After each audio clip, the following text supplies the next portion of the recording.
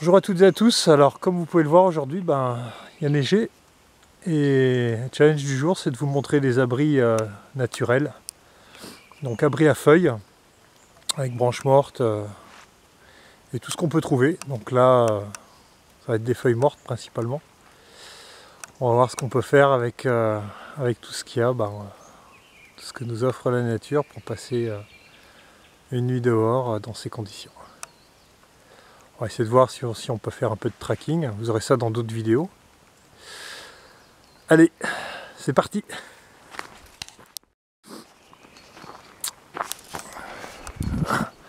Alors pour réaliser un abri de feuilles, on va d'abord trouver un endroit où il y a un microclimat qui est intéressant et où il y a des gros feuillus. Après ça pourrait être fait avec des branches de conifères, hein. Là on en a plein autour de nous.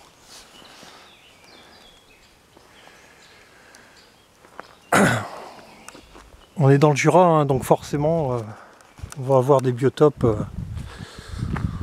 on aura des climats très humides, froids. C'est super intéressant pour les stages de vie et survie. Pour le bushcraft on a aussi beaucoup de matériaux. Et donc là on va chercher un biotope plutôt ensoleillé. Ça sert à rien de se mettre dans un creux, dans un trou, il y aura de l'humidité.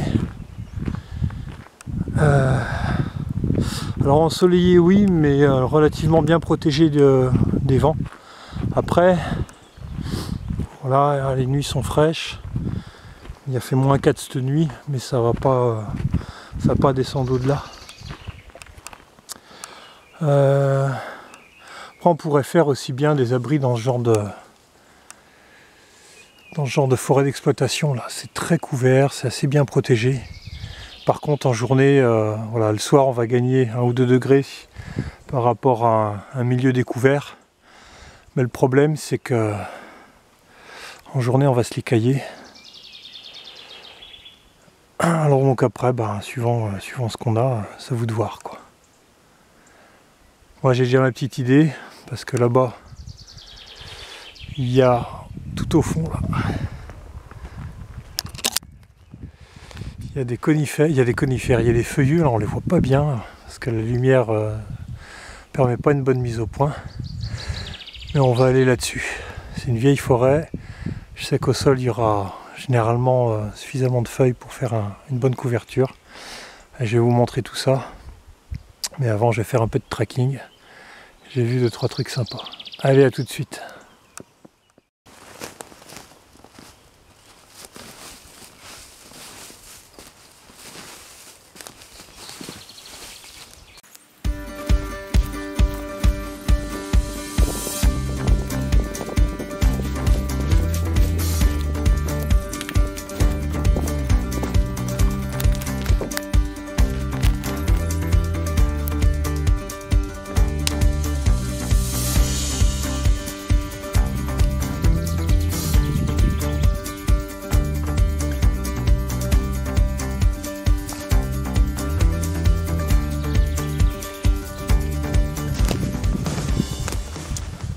Alors voilà, là je vais commencer à faire les structures, donc il va me falloir des grandes perches. Donc là j'en ai une grande. L'avantage c'est que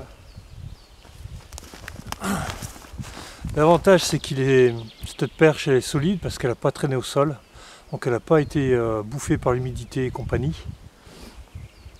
Et elle est grande, solide, donc ça va me faire ma faîtière, donc la perche principale. Après, soit je la recoupe, soit je réutilise 2 autres morceaux pour pouvoir faire un triangle et une grande faîtière. Et ça va faire une espèce de pyramide avec une arête beaucoup plus grande. Et ça va faire ma structure. Vous allez voir tout ça.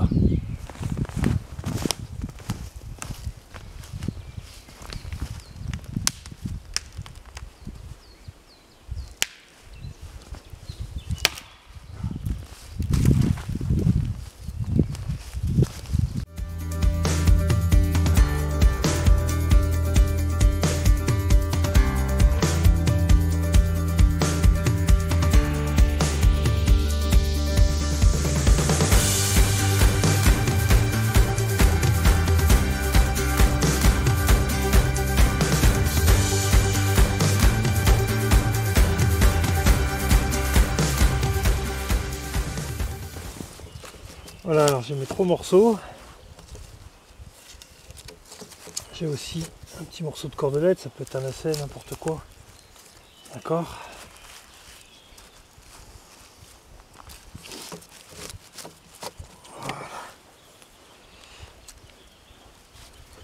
Voilà. Je fais un petit nœud de brelage.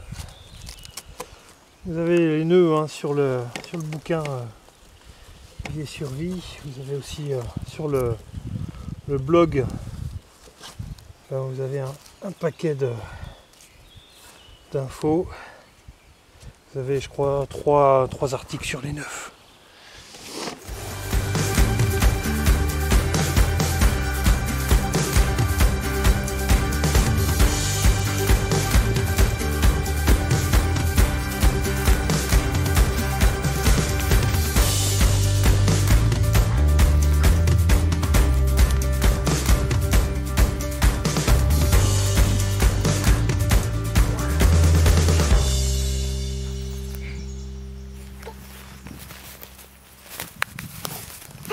Voilà, donc ça c'est la structure de l'abri. Comme vous avez pu le voir, je rentre juste. Quelques points importants. Très bon isolant au niveau du sol, ça on va y venir. L'abri le plus petit possible et un maximum de garnissage. Pour le biotope, pour le microclimat, je vous en ai déjà parlé dans d'autres articles au début de la vidéo. Allez, on continue.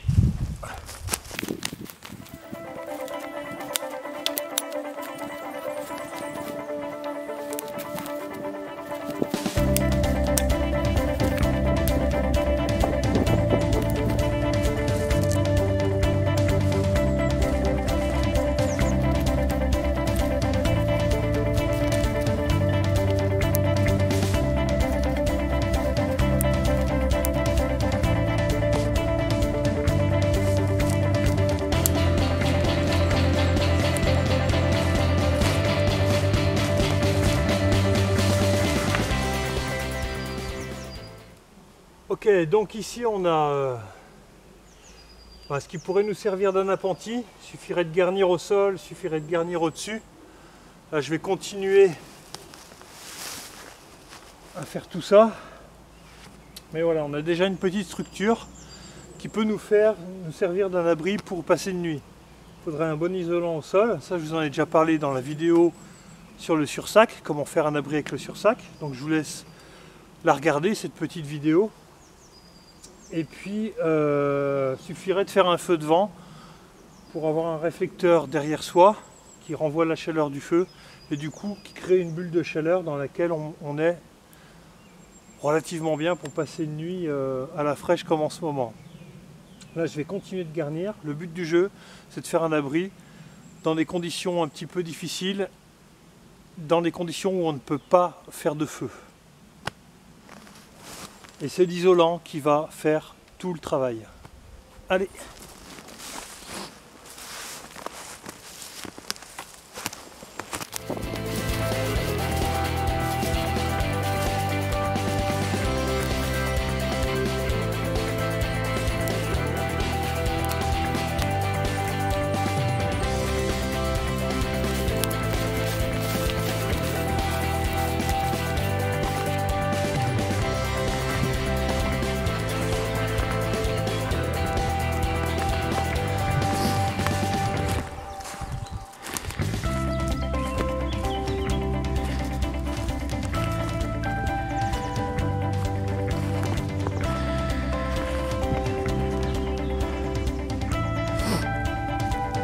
Voilà déjà un bel appentis.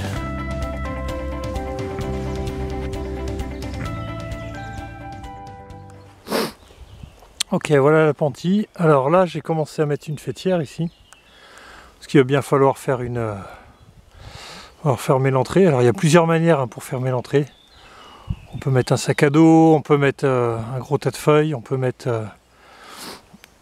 faire une porte carrément avec une espèce de dreamcatcher géant avec du saule ou du conifère pour boucher l'entrée. Et bon, tout ça, je vous explique ça en stage. Et là, je vais faire un autre système, c'est de mettre une faîtière ici et de pouvoir faire une entrée sur le côté. Voilà. Et là, je vais m'allonger, vous allez voir à peu près la taille avant que je referme Bon là j'ai pas fini de garnir, il n'y a pas assez de feuilles, on est d'accord. Surtout au bout. Et je vais vous montrer avant de refermer. Parce que là en même temps que dégager des feuilles et de remettre, je trouve du bois. Alors si vous avez tout fini votre structure, bah, vous mettez le bois par au-dessus au fur et à mesure. Et si jamais vous êtes comme moi, là, vous faites une vidéo et puis vous montrez tout ça, et voilà, vous mettez au fur et à mesure.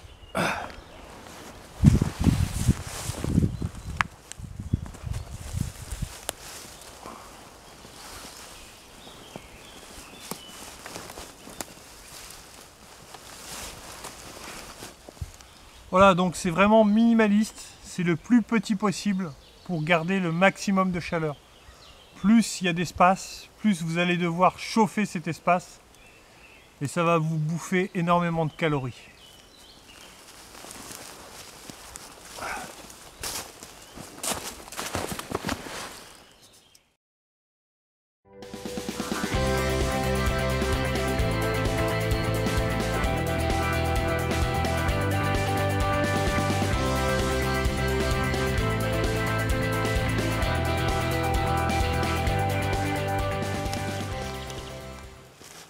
Voilà, l'abri là il est à peu près à mi-parcours. Alors pourquoi je dis à mi-parcours? Simplement parce que, comme je vous l'ai expliqué, ce qui va compter c'est une bonne structure bien solide pour que le tout tienne, bon isolant au niveau du sol, et surtout, enfin, les trois sont hyper importants, mais un énorme garnissage. Donc là il va falloir que je garnisse. Plus j'aurai de garnissage, plus j'aurai d'isolant qui va me protéger du vent, de la pluie et surtout qui va me permettre de conserver ma chaleur corporelle. C'est comme si je mettais une grosse doudoune de feuilles en fait sur le dos. Allez, il me reste encore beaucoup de travail à faire.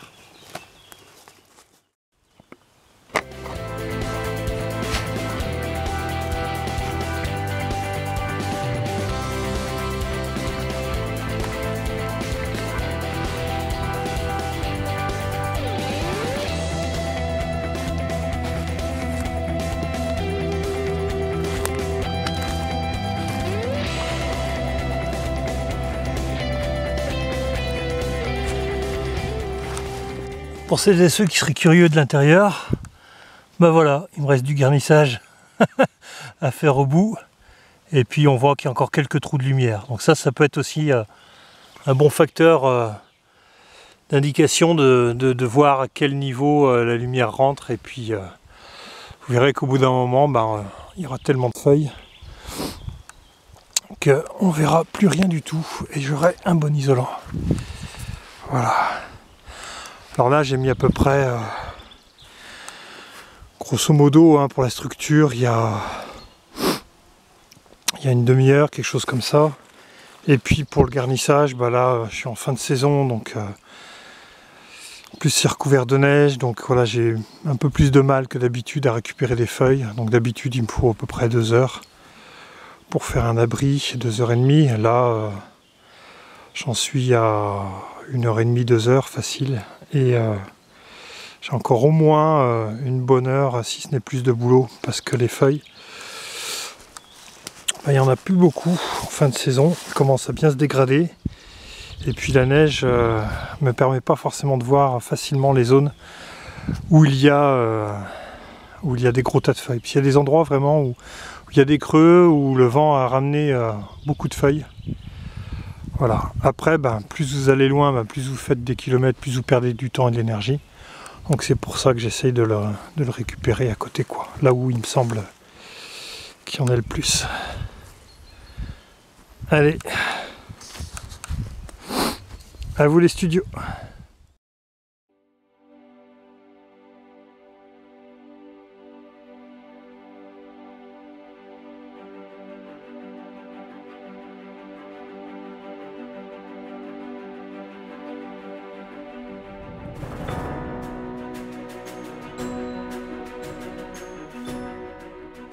Rebonjour. Alors là il est à peu près 3 heures de l'après-midi. Alors j'ai eu des petits impératifs familiaux. Maintenant j'ai un caméraman derrière la caméra. Et vous avez pu voir qu'en 3 heures tout a fondu. Donc tant mieux pour nous. La température est passée de -4 ce matin à 3 degrés.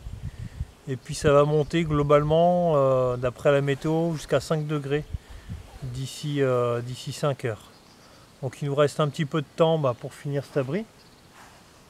Et donc là, ça va être beaucoup plus facile pour charger le nombre de feuilles. En plus, il y a un petit courant d'air qui fait que ça assèche l'ensemble. Et on va voir le temps qu'il me faut au total qu'il faut pour faire l'abri. Comme je vous disais, d'habitude, quand je chronomètre, il me faut à peu près 2h30. Là, on a déjà à peu près 1h30, 2 heures de confection d'abri. On va voir si je garde les délais ou pas. Et puis, s'il me reste un petit peu de temps d'ici ce soir, puisque couvre-feu oblige, je vais vous montrer aussi un feu par friction pour agrémenter le tout. Allez, on y retourne.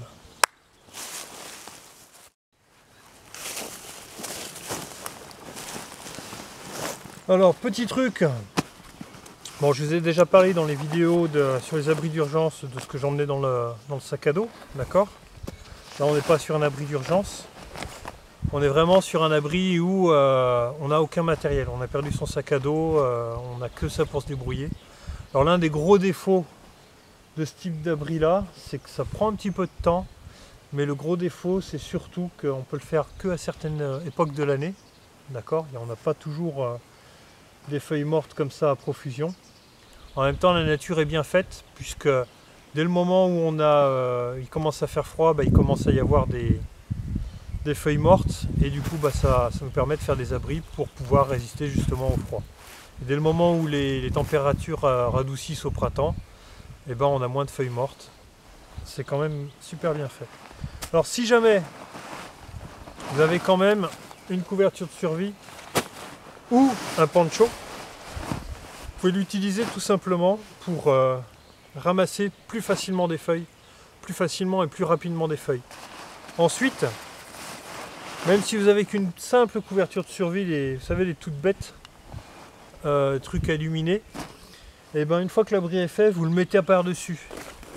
Imaginez bien qu'une grosse couverture orange, comme ça, bien voyante, on va la voir de loin. Ça fait un signalement et surtout, ça vous permet d'augmenter l'efficacité de votre abri. Au niveau du vent, ça va vous protéger beaucoup plus.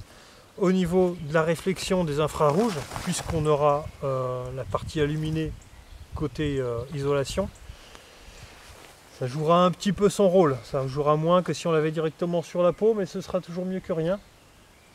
Et la partie étanche, qui va recouvrir le tout, si jamais il neige, si jamais il flotte, ça va nous protéger beaucoup mieux.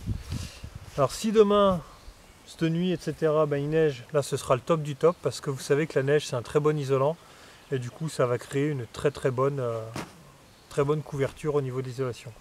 Pareil, comme pour les feuilles mortes, le problème c'est qu'on n'est pas visible. Imaginez que là tout soit blanc, l'abri est recouvert de neige blanche, on ne vous voit pas. Pareil, là un gros tas de feuilles mortes au milieu de la forêt, c'est plus difficile à voir qu'une couverture bien orange.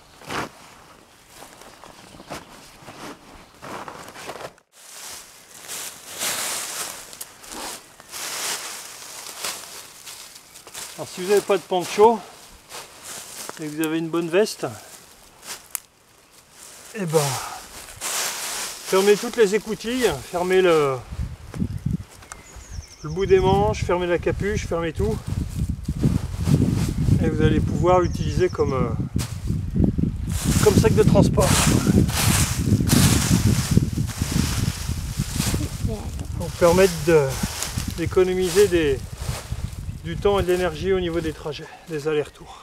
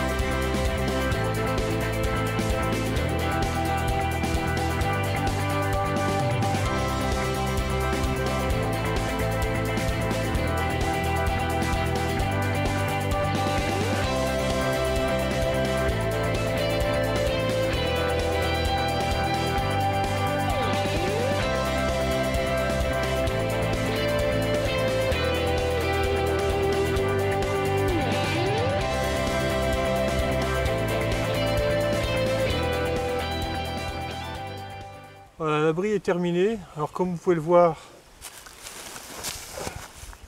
l'entrée on la voit plus.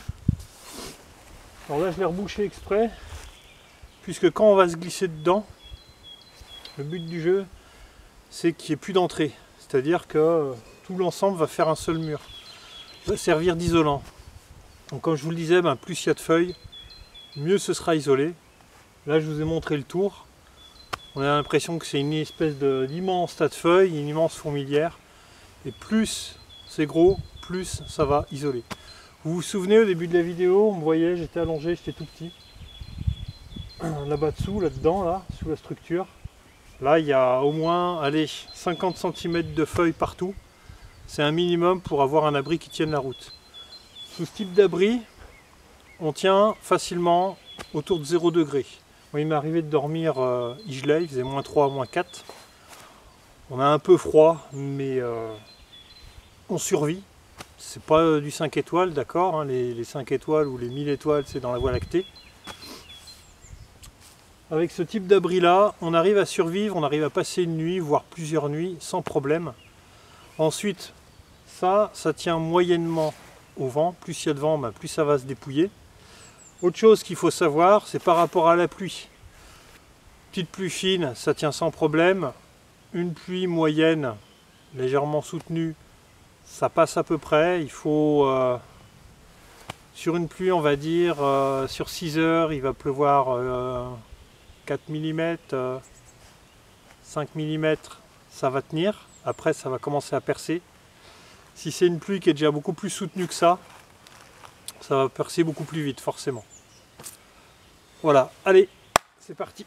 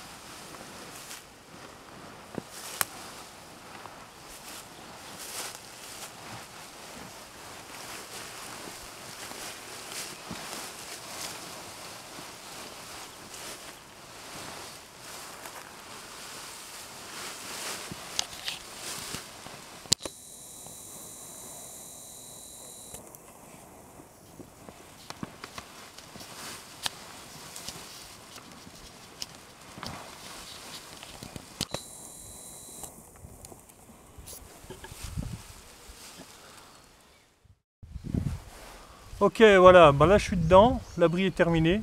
Il me reste à peu près 30-50 cm au niveau des pieds. Donc là pour finir, il suffit juste de se glisser bien au fond, de couvrir un maximum de feuilles. Et comme je vous l'ai montré ce matin, la partie avec la petite faîtière à l'avant, ça permet d'avoir une entrée qui bloque dans tous les sens. Il ne reste plus qu'à fermer ici avec, en ramenant le maximum de feuilles que j'ai ici. Vous mettez votre capuche et puis vous passez votre nuit comme ça. Alors si vous voulez vous entraîner à le faire, why not? Par contre, prévoyez quelqu'un quand même en backup qui dorme à côté de vous, sous un tarp ou sur une tente à côté, au cas où, si besoin. Voilà, vous trouvez ce type d'abri pour le voir beaucoup plus en détail, parce qu'il y a plein de choses que je ne vous ai pas dit forcément sur la vidéo. Trouvez ça sur les stages de survie et de vie en milieu naturel niveau 3, ainsi que sur les stages primitifs à l'automne. Voilà, je vous souhaite à toutes et à tous une très bonne balade.